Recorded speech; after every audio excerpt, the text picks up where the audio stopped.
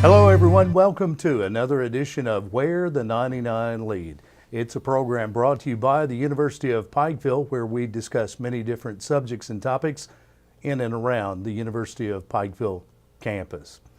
Where the 99 Lead, that refers to the historic 99 steps that lead to campus, but also lead from campus back into the community and into the world. Today we talk about a scientific phenomenon that is going on not just at UPike, but in the world and in our region. We mix science and the Kentucky College of Optometry today because both will be affected, and we'll find out some great information on this edition of Where the 99 Lead. Special guest in studio, Dr. Robert Arts, Professor of Education and Physics at UPike. Dr. Arts, welcome back. Thank you, Andrew. Appreciate it. Good to see you again. Always great to have you here. For those that are tuned in that don't know Dr. Robert Arts, and I know many around campus and the community do, but for that person that's tuned in for the first time, talk a little about your background. Well, I've been at UPike for 23 years now, and primarily what I come on and talk to the community about is outreach. Sure. I do a lot of programming with the public schools and the community. We do demonstration shows and the summer science camp program that many people are familiar with. Sure. Science Olympiad, workshops, all those different kinds of things. So that's really my stake in the community is educating the public about science. And science certainly in the news. Absolutely. This recently. is big year for it. Leading up to a special event, August 21st. If you haven't figured it out yet, that's our topic today. That date and what happens on that particular date. Also joined by Dr. George Ellis, Associate Professor of Optics at the new UPike, Kentucky College of Optometry. Well, thank you very much. It's my first time here. First time doing this with my friend and colleague, Robert. I'm excited that I'm going to be watching this and check them up, and there's only two more that I will probably witness in my lifetime, Sure. expected lifetime, total solar eclipses like this. And it's very interesting that we are under the path of totality almost at 95%. So this Right. is a unique opportunity for KICO. It's 2 years into the program. We just welcomed our second class. We started classes already, and they're all excited to be part of this. Sure. Just welcome the class of 2021 Yes. to the Kentucky College of Optometry, and you being a professor of optics there, a lot of people interested in this total solar eclipse. We're going to talk about the science of that today. We're going to talk about viewing that today and the importance of having a professor of optics with us. There are some dangers involved, but certainly there are safe ways that you can view this total eclipse. We're going to learn more about the total solar eclipse today, possibly than we need to know, but it will prepare us for that taking place on August 21st. The total solar eclipse does take place on August 21st. Many people have made hotel reservations from different parts of the country and the world, Yes. traveling to spots that are in direct line for totality of the solar eclipse. It's a once in a lifetime opportunity for many people. I understand the last total solar eclipse that we saw was somewhere in the 40s. We've had some partials, we've had some that were just misses, but the last total in the 40s could be a once in a lifetime opportunity, but we do have another one coming. We're going to talk about that as well. Of course, many people will be able to witness this event. Dr. Arts, tell us about the science behind a total solar eclipse. Excellent. Well, what you have is, and I brought a model with me today, Andrew, just kind of give us a sense. I have my little Earth right here, and, Yes. and of course my moon. And we know that the moon, goes on its own little path around the Earth. Sure. And that's why we see the phases of the moon lined up. Right. Of course, we at night and day as the Earth spins, but I won't spin our Earth. It's all about the moon right now. And as the moon moves around, we're going to see those different phases. If we can imagine that over here with my colleague George is the sun, Right. if this is the way it's lined up, if the sun is over here shining on the moon, this side of the moon's lit up. Right. And so that's our full moon. Okay. And that's what we would see. For us, during this particular time, we're looking at the moon's come around here and it's on the other side of the Earth. so that it is in perfect alignment with the sun and the earth. And so effectively what you have is that the light from the sun is being blocked by the moon, and it casts a small shadow on the earth. It's not a full-size shadow. You have to think about it. It comes across the moon and comes down into a point. Right. So wherever the disk of that shadow lies on the earth, that's what we would call that disk of totality. And I think we estimate that somewhere around a little over 70 miles wide, right, in terms of where it's going to come. The thing is, we don't see that, we get a new moon. That's what we call that when the moon is between the earth and the sun. We call that a new moon. Okay. We don't see it. Right. But we don't get an eclipse every time that happens. Okay. Right? I mean, the moon goes around once every about 28 days. Sure. If that was the case, we should have a total solar eclipse every 28 days. Exactly. And That's we the way I don't. read it. And so what most people don't see is that the moon is actually tilted like this. Uh-huh. It's doesn't go perfectly around the earth, say, above the equator all the time. Right. Sometimes it's a little above the equator, sometimes it's on the equator, sometimes a little bit below the equator. And so during those times where we have that perfect alignment where the moon happens to be lined up exactly over the equator in line with the sun, that's the times where we're going to get a total solar eclipse. So it doesn't happen often. Now that misalignment does occur enough that on average we can have about two to three eclipses of the sun in any given year. Okay. Very few of those are total Right. solar eclipses. Some of them are partial, where the shadow, the moon just misses the sun. It Right. hits it but not fully across. And sometimes the moon is a little bit further away from the earth, and so it appears to be a little smaller. So while it might come perfectly across the sun, there would still be a ring outline of the light from the sun, and we call that an annular. Annular. An annular. So from time to time, again, about twice a year, we're going to get that alignment where we're going to get a partial, a total, or an annular. But, it just depends on that alignment. And the perfect alignment to get a total solar, you have to be in the right place at the right time. And May I throw a little bit of geometry here? Okay, it's another coincidence. They're totally different solar bodies. Very different. The sun is 400 times larger than the moon in diameter. Well, guess what? The distance, the relative distance of the moon to the sun is exactly 400. Yeah. And this is why the disks, what we see is an angle, angular extent. And this angular extent, which is about half a degree, it's 30 arc mean, we call it. It's equal for the sun and for the moon.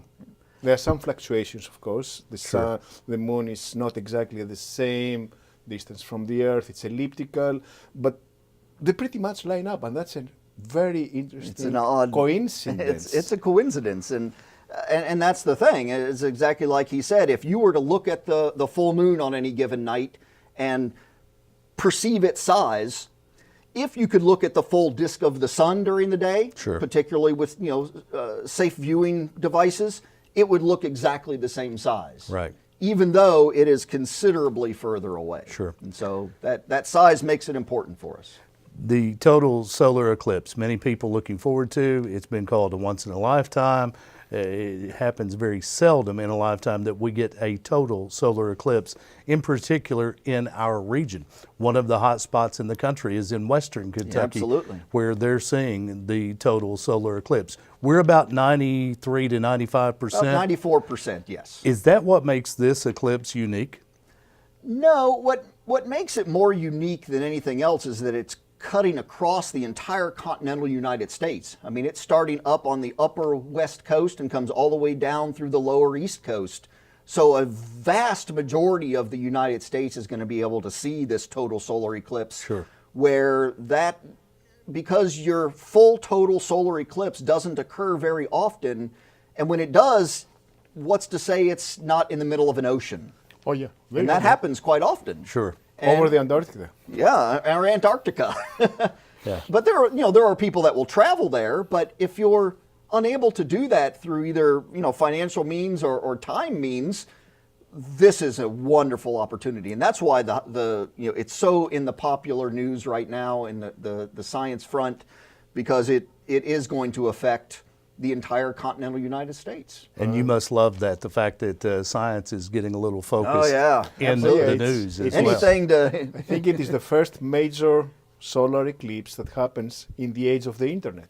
yeah, that's true too. I think it's going to be the first time someone is posting on Facebook It will in the be. United States Sure. that I witnessed the solar eclipse. Indeed. Yeah. Or live streaming, Yes. that other people can view. Absolutely. So We'll be able to watch it from the West Coast till it crosses the country. And as opposed to the sun rising in the east, setting in the west, we see the sun make its way across the continental United States that direction. The eclipse, conversely, will begin on the West Coast. Am I correct? Yeah. And travel east. yeah, because you're tracking the shadow of the moon across the sun's, so it's that shadow that the moon is projecting from the sun. So as the moon is moving, you're drawing a shadow. Very good. We're talking about the total solar eclipse, August 21st. Now, peak time in our region. We don't want to take a nap and sleep through this bad boy. There's been too much talk about the total solar eclipse. Dr. Ellis, what's the peak time in our region for the eclipse? Yes. I would And like to what will we see? You've got some graphics for us Oh as yes, well. absolutely. Like I said, it's the first solar eclipse that it is in the age of the internet, and you can just Google it and find it out. So what you see is actually the path, and you can see the strongest effect is going actually to be in the southern tip of Illinois, here, and the western tip of Kentucky. Yes. We are right here. So we are very, very close to the totality. That's the largest duration. That's the most perfect of the perfectness of alignment. And it will last, the total darkness, 2 minutes, 40 seconds. Very good. Maximum. That's the maximum of the perfection. Of course, it's going to be shadow. Of course, we're going to be seeing parts of the sun, but the totality, the total darkness, we're going to be able to see planets. We're going to be able to see stars. Right. We're going to be able to see other solar objects during this time. It's going to be so dark. What time of day? It is going to be our local time for 2:30. 2:35. 2:35 local 2:35 time. is Local time. maximum Yes. for us. Yeah. What time will it begin? Because we're going to see the most effect of the eclipse at that 2:35 spot. But when will we start to begin seeing darkness? 1 p.m. we're going to start to see a little bit moon starting to bite off the sun, and it's going to last until 4 Very p.m. good. So it's an event that will last 3 hours. And actually, I'm an amateur photographer too. I'm planning to take photos with strong filters, of Yes. course, of not just the totality, but when it's not. These are the most exciting pictures, actually, are when it's not total. Sure. And that's before or after this critical moment of 2:35. August 21st, total solar eclipse, about 1 o'clock in the afternoon, local time. The eclipse you'll begin to experience that till about 4. It will be one of the most unproductive work afternoons across our region. That We have afternoon. canceled classes already. Yeah, so classes are canceled at the University of Pikeville? Well, the undergraduate, we're going to maybe try to arrange some things for those that might have a class between 2 and 3, but Sure. it's actually one of our lighter times between that hour, because we normally start laboratories around 3. A lot of our things end noon, 1 o'clock, 2 o'clock. So Sure. I anticipate we're going to have a really popular turnout for it. There will be things going on at the University of Pikeville and in the community, and welcoming the community as well. We know that total solar eclipses are rare. Today we have a special edition of Where the 99 Lead, talking with Dr. Robert Arts, Professor of Education and Physics at UPike, and Dr. George Ellis, Associate Professor of Optics at the Kentucky College of Optometry. They're so rare that we've dedicated an entire show to this event, August 21st. It's being talked about. They are rare. When was the last total solar eclipse, Dr. Ellis? Well, that's a very good question. We've got another one coming soon Oh as yeah, well. well, let me tell you this, that these are events called lifetime. Well, actually, I counted during my lifetime, there have been in the United States about 20 eclipses. The point is, what do you call total eclipse? Sure. How close are you to the path? Some of them are happening, like to show, if you can Wikipedia this and can find this out. It's an interesting graphic here. Very few of them are transcontinental. Right. Very, very few. The last one that I can recall that was really exciting was in '94, was not a total one, left a ring. The moon was a little bit further away for some reason, did not get along with Mother Earth at this Right. time and distance itself. So it was annular that took place in '94 and really crossed the United States from California to the northeast in Boston. I can relate another one in 1984 that was annular. Total eclipses, we have to go really bad. Look at this, for example. It almost happened above Canada. So yeah, we did get to see a little bit of this. Sure. So total eclipses that transcend the continental US, I would say, the 71, for example, 1970, went across the east coast, did not cross continental. 45 was another very big one that happened northwest US and Canada. So they are really rare occurrences. Indeed. The next one, however, Yes. the next one is happening in barely 7 years. Yeah.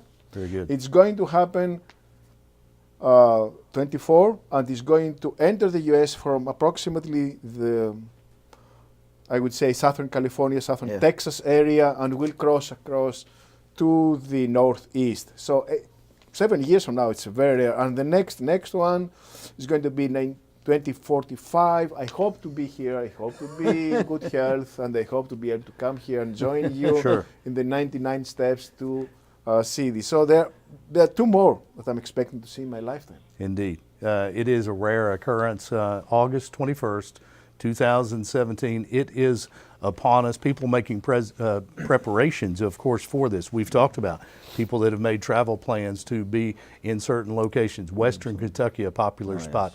Of course, we've got 93 to 95% totality here. Dr. Arts, do you recall a time in your lifetime that we've had a total solar eclipse of this magnitude here in the Central Appalachian region?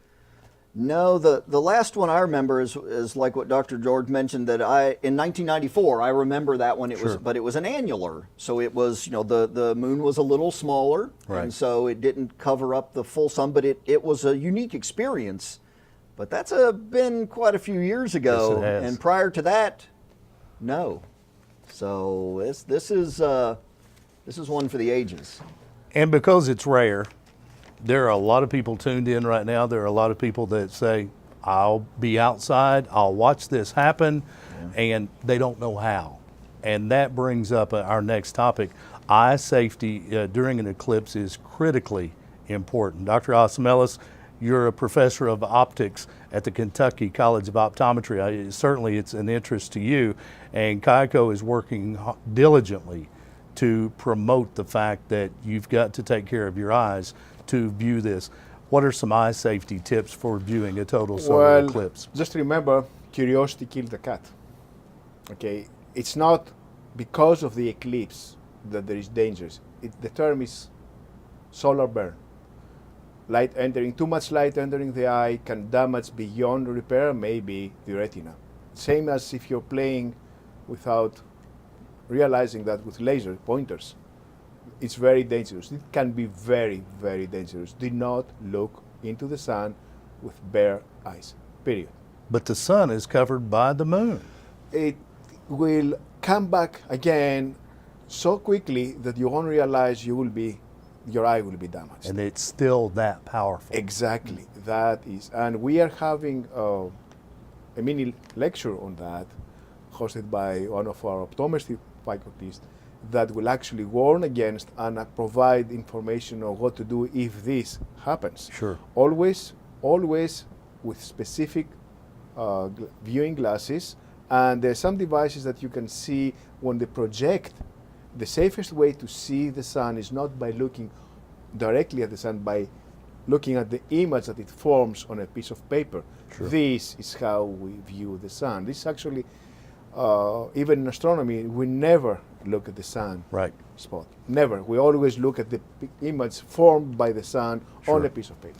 There are safety glasses being sold right now that many people, they don't know what they're buying. They don't know what to look for.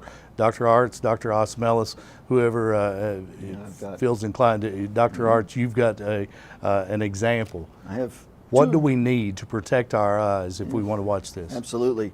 And this is the thing, with this particular eclipse, because of where we are located, 94% totality. Yes. Which means even at totality, you should not look at the sun. Okay. 6% of the sunlight is still enough to do serious damage to your eye. Right. So if you were in the path of full totality where it would be perfectly covered for that 2.5 minutes, yes, you can. You can take your glasses off, you can look at it, you can see the corona and the projections that come out from the sun. No one here should. Okay. And so because we've got 6% of sun. 6% of sun is still a lot of sun, Sure. and that can still do a lot of harm to you. So if you want to buy, these special solar glasses, you can get them local. Walmart has some that are good quality, and actually so does our local Lowe's. Some people have been ordering them online. Right. And that's okay as well if you know what you're getting. Sure. What do we look for? Main things are on the back of these. When you look at them, there should be a stamp that says ISO. It's a little circle. ISO. ISO, International Standards Organization.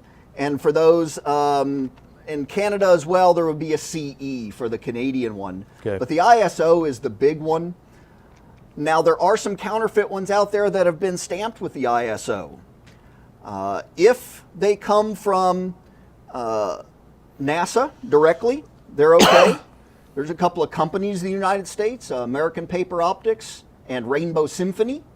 Those are really excellent. They've been vetted and tested by scientists to meet the high quality standards that you need.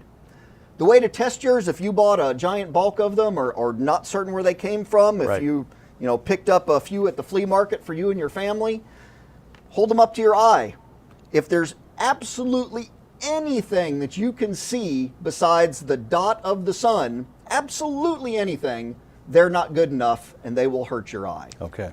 For that prolonged exposure, because you're going to be staring up there for a while, it's not going to be safe. Sure. So there are a lot of counterfeits out there, people trying to make money off of this because it is a big event. Right. But your eye safety is more important than a couple of dollars. So take care. Absolutely. Make sure you look for those labels on your safety glasses.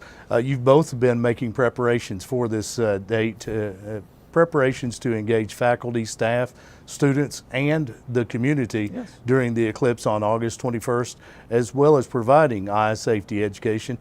Tell us what's happening on campus that day. Well, from 1 to 2 o'clock on the 7th floor of the new Health Professions building, we're going to have some speakers from the Optometry College that are going to talk about retinal safety and safe viewing and things of that nature. And then starting at 2 o'clock out in Benefactors Plaza, we'll have at least one telescope set up with a solar filter that people can look through. But we also have 1,000 pairs of solar glasses that people can use and come out and view the eclipse with us. We'll have some handouts on, as we talked about earlier, the science of the eclipse and safe viewing in general and just projects that they could do on their own. So we'll have some handouts, we'll have some refreshments, and just a general gathering of questions and answers and viewing this phenomenon as a community. But it's open to anyone. Absolutely anyone. You can make the trek up the 99 steps if you haven't done that lately. You can take the pedway from the parking garage and, of course, the elevators as well. The University of Pikeville campus, what a great viewing spot. Oh, absolutely. It's going to be wonderful. It would be an amazing spot. Knock on wood for the good weather. That's we can't control that. That's the only thing we cannot. We'll make a call to our friends at the National Weather Service. That'd be great. See if they can take care of that that day. Dr. Osmelis, why do you feel it's important for UPike to engage the campus community and local citizens? Well, for starters, we are a school that has been founded, the Kentucky College of Optometry and UPike, on serving the community. Education and health go together. This is the mission for the Kentucky College of Optometry, specifically is to serve the medically underserved local community. and get to educate. This is a great opportunity for anybody who would like to come see us, what we've done within a year or two. When I first came here, it was just a work in progress. There was nothing there. Sure. And within 2 years, we have this beautiful building, amazing building, and we have an excellent class, 2 classes going on together. So our mission is to serve these. A year from now, our first class is going to start serving the local community, providing ocular care. So it's a great opportunity for everybody to be involved, get to see us, and it's an opportunity of a lifetime. We've only been here for 2 years, and yet the coincidence, we have the solar eclipse right under the path. Sure. Be a great opportunity for the community to see the new health occupation building and to view the total solar eclipse. You're both scientists. Dr. Arts, is this your first total solar eclipse? It'll be my first total solar eclipse, yes. You're excited. Absolutely. Looking forward to it. Dr. Optometry, your first total? No, actually, it's going to be my third. Last one was in Greece in 2006. And I also witnessed an annual or slash partial few years back. So I've been lucky enough to be involved. I was still at the university there, so when this happened, and we participated, and I'd like to share with you one more rare event. Okay. If you think that this is a solar eclipse, what do you think this is? Wow. Okay, this is the transit of Venus. The Venus is a much smaller projection. Mm-hmm. It happens every 70 years. Wow. It happens in couples. 2004 or 2008, and then the next one is going to be 70 years. So I was lucky enough to be part of this outreach in Greece, where I used to be a professor there. And this is an event that I'm really, 70 years from now, I don't really know if I can hope to be able to witness the next one. We hope you are. We hope you are. There will be some beautiful Tell images. it to my wife. Yes. There will be some beautiful images August 21st from this event that many will get to see for the first time. We're looking forward to that.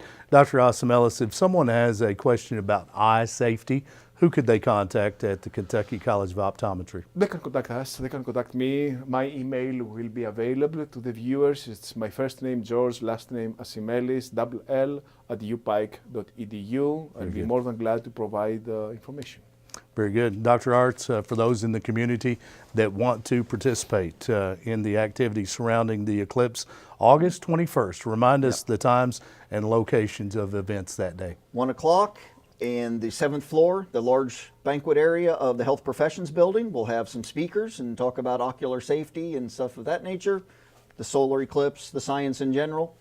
Afterwards, starting at 2 o'clock in Benefactors Plaza on the 6th floor level of the campus, we'll have telescopes and viewing glasses and refreshments and handouts, and that'll go until as long as people want to stay. Totality hits about 2:35, but we'll stay out there till about 4 o'clock when it is finally over. Very good. And you won't be able to miss the crowd that assembles there. The Should be UPike good. campus will be buzzing with scientists and wannabe scientists as well. Dr. Arts, thanks for being with us again. Appreciate Dr. it. Osamelis, Thank you very much. And you've been tuned to Where the 99 Lead, a program brought to you by the University of Pikeville, the leading university of Central Appalachia.